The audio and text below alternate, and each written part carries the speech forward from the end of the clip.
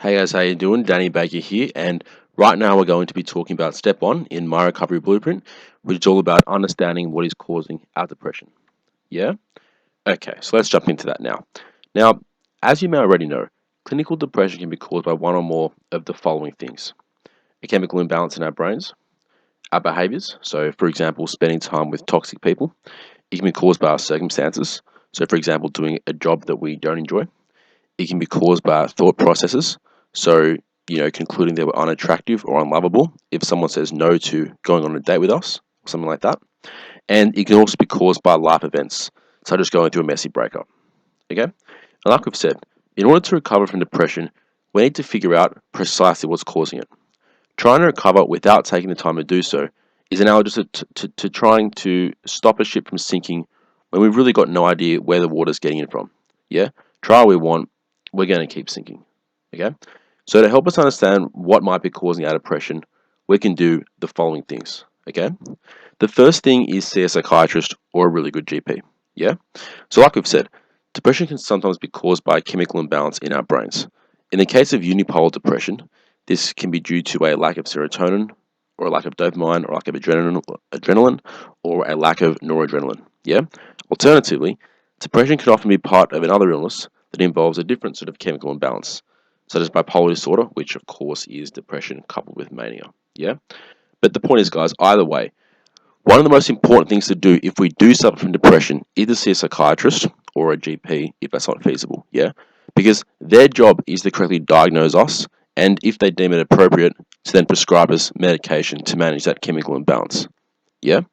Seeing a psychiatrist and taking medication was really crucial to my recovery. And for the record, I was diagnosed with bipolar at the end of 2010, and medication has helped me to keep on the straight and narrow ever since. Actually, all the way up until November 2014, when my psychiatrist actually said that I no longer needed to take any medication. Yeah. So that's a really, really, really important thing that we need to do to help us try and work out what's causing our depression. Yeah. See a psychiatrist so that we can get a proper diagnosis of whatever illness we may have. And if they deem it appropriate, take medication. Okay. Another thing that's really, really, really important when it comes to trying to work out what's causing our depression is seeing a therapist. Okay. Now, the reason why it's so important to see a therapist is because part of their role is to determine the behaviors, circumstances, thought processes, and life events that may be causing our depression. Okay? Now, seeing a therapist is crucial to recover from depression, but a lot of people actually don't see one. Yeah? Often because they think that seeing a doctor and taking medication is going to be enough. Yeah? But as we've sort of intimated already so far, the role of a doctor and a therapist are not the same thing. Yeah? A doctor's role is to accurately diagnose us and, if necessary, to prescribe us medication to balance the chemicals in our brains. Yeah?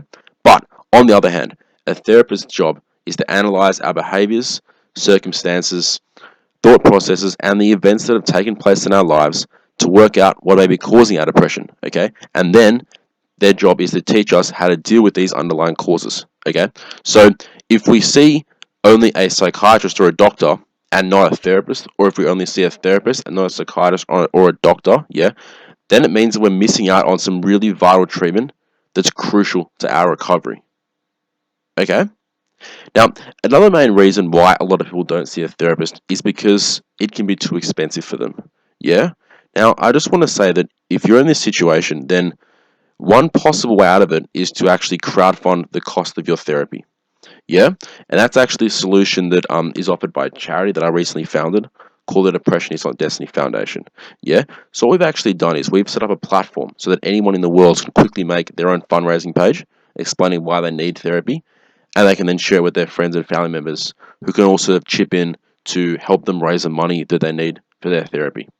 Okay, so if you sort of find yourself in that position and you really want therapy, please, please, please email me, okay, at hi@dannybakerwrites.com, and we can talk about how to try and raise that money for you, and we can help you set up a fundraising page, and just do everything that we can to help you raise the money that you need. Okay, so please email me if you're in that position and you'd like my help.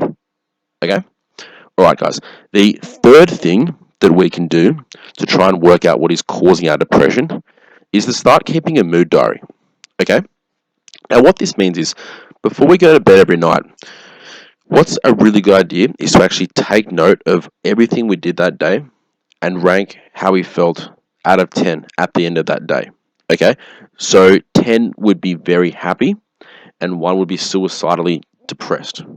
Okay? There's actually an example of a mood diary in the accompanying notes for this video. So, if you want to see an example, just check that out. Yeah?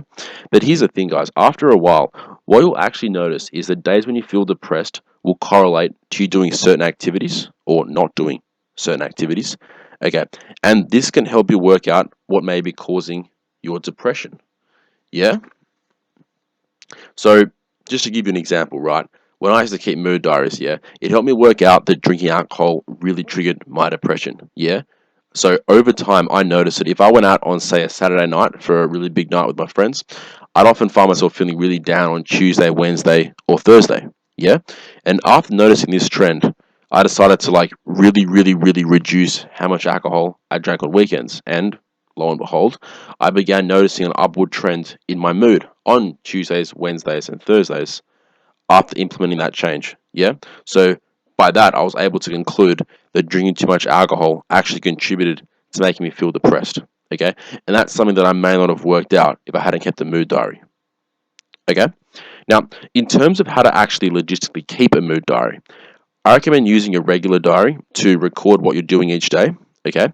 And an app called Mood Tracker to document your mood. Okay, it's free and it's a really, really cool tool. It's got a graphical feature that can show you your daily mood level. Okay, as well as how many hours you slept that day and what dosage of medication you're taking, if any. Okay, in addition to being a really handy mood tracking tool, it also has a public forum where you can share your mood chart and medication records with other people who may be going through the same things you are. Okay, and you can also use it to schedule text messages or emails that will remind you when to take your medication. Yeah, so that's a really, really cool little app you can use. Again, there's going to be a link to that app just below this little video. All right. Okay. Now, the fourth and final thing I really recommend that you do in order to try and work out what's causing your depression is to talk to someone you're close with about what they think makes you depressed. Okay? Because if we spend a lot of time with someone, then sometimes they will notice a lot about our mood that we don't always pick up on ourselves. Okay? And these insights can be really, really valuable in helping us understand what's causing our depression. Let me give you an example, okay? Now, our partner may notice that when we don't get a good night's sleep, we're really cranky and crabby and in a bad mood the next day. Yeah? Another example is our kids might notice that we're really tense and irritable if we don't exercise for a week. Yeah? So that's just a couple of examples, but it shows you that sometimes the people that you're really close with can pick up on some of the things that may be triggering your depression. Yeah?